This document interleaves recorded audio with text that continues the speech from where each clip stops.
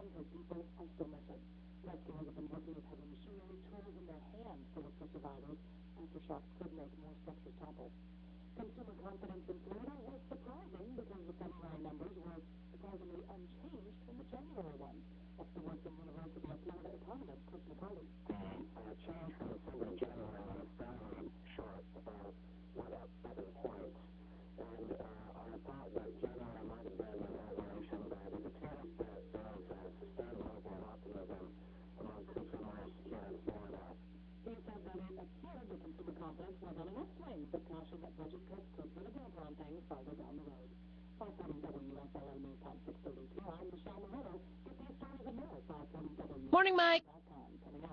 Good, how are you? Good, we'll be ready in a minute.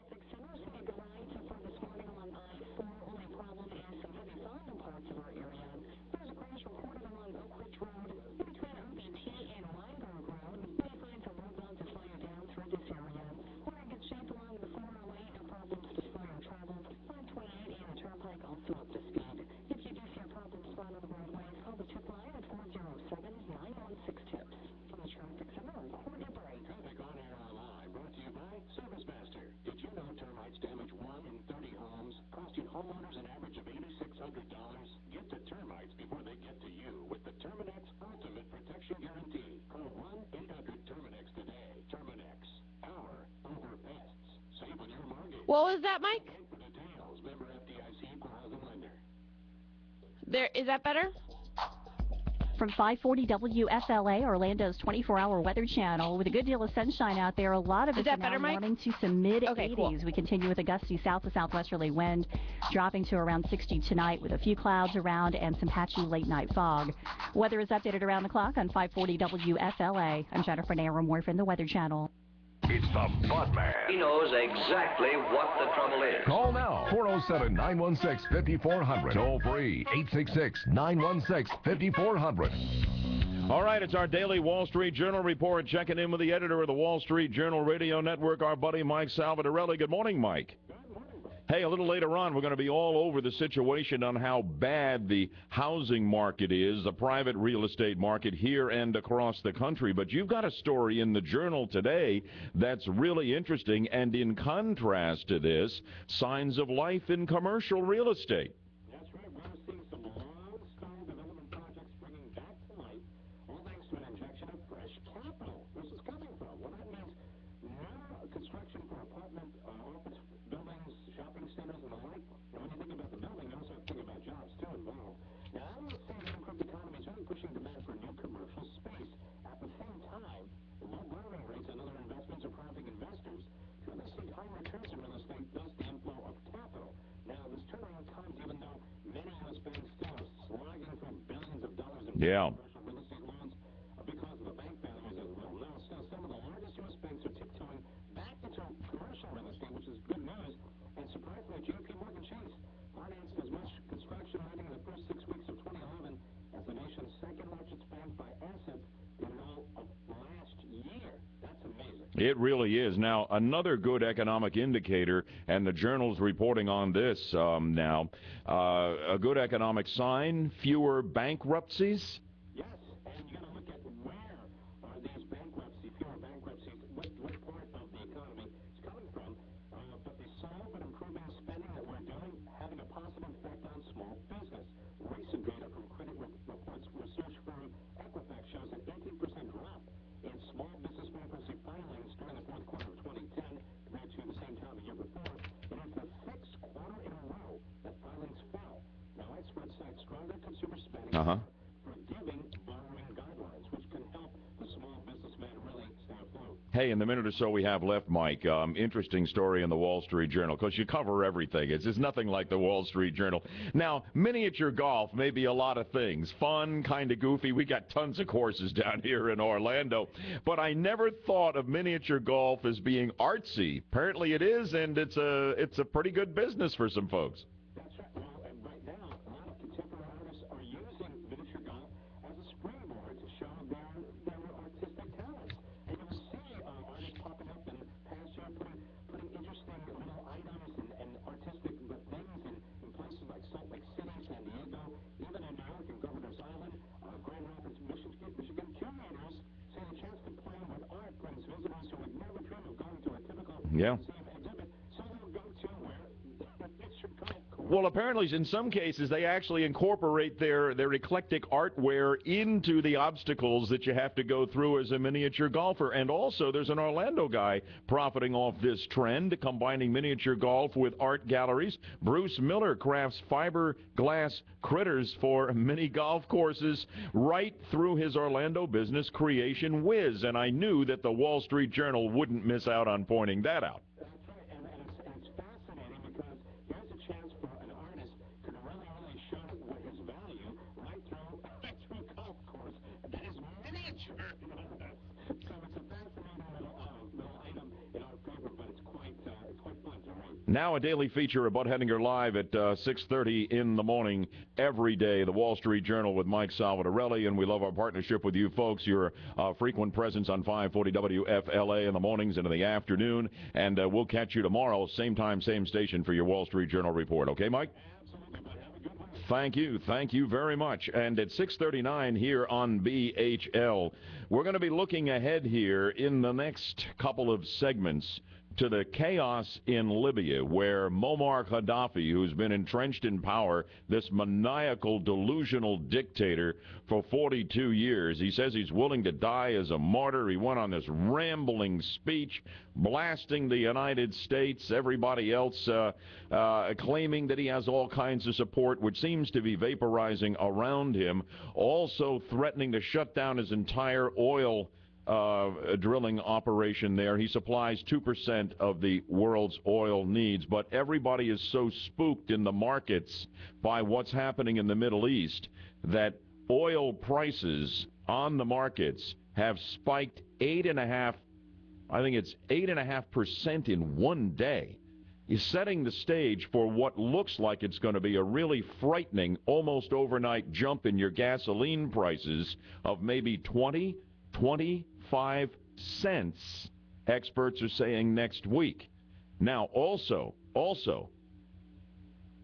there are indications that we may see gas that's now just over $3 a gallon hit $3.50 or $4 in the summer peak this year, and possibly in a worst-case scenario in the Middle East with all the instability here, go to $5 a gallon. This would be catastrophic for the economy, but not only for your personal pocketbook. I've done the math on what happens to your outlay for gasoline, and when you got to spend it to travel where you need to go, you're in a situation where you're suddenly not spending money on other things, and it ripples through the economy when you stop going to stores, when you stop going to restaurants. It's just what we saw when the economy went off a cliff in the fall of 2008. You remember it. But gasoline spikes right now can be especially crippling because so many people don't have the income they did when this happened the first time in 2008. They're working part-time or they're working for a fraction of what they were making. Maybe that's you. And maybe you could handle $4 a gallon gas in the summer of 08, but are not going to be able to handle it in the summer of 11. I've done the math on this. But we start with the instability in the Middle East that more than anything is driving the anticipated spike in gasoline prices at the pump, with an update from Fox News' Courtney Keeley on Libya moments away. 642 BHL continues real-time traffic and weather together on the twos.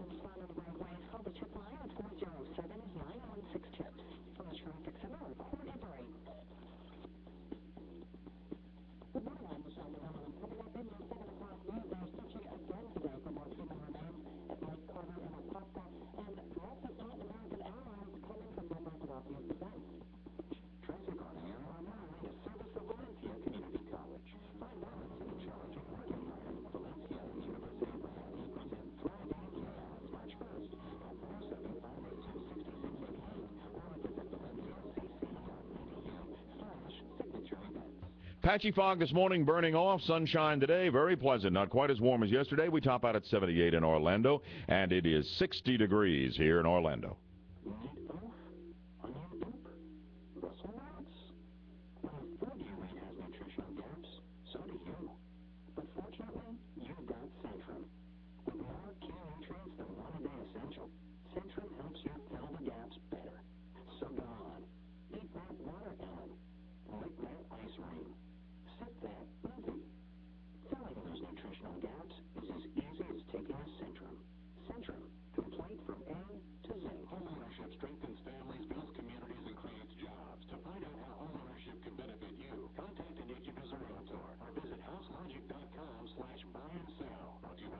Association of Realtors. Every market's different. Call a realtor today. Let's face it,